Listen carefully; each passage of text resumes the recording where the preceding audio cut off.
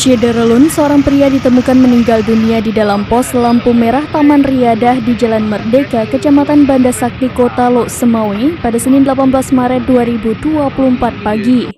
Kapolres Lok Semawe AKBP Hengki Ismanto melalui Kasih Humas Salman Al-Farisi mengatakan peristiwa tersebut pertama kali diketahui oleh saksi Marzuki, seorang petugas kebersihan yang biasanya membersihkan kawasan simpang lampu merah tersebut.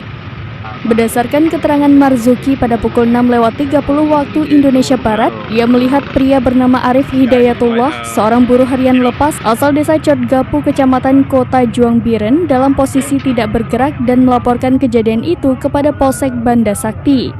Arif Hidayatullah ditemukan dalam posisi tidur dengan kepala menghadap ke timur, diduga sebelumnya dalam posisi duduk.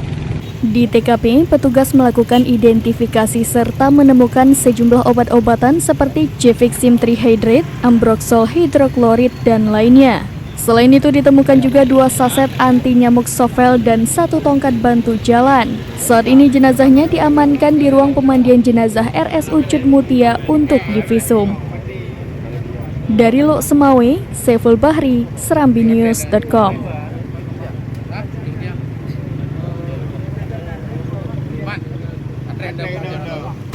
Download Tribun X sekarang, menghadirkan lokal menjadi Indonesia.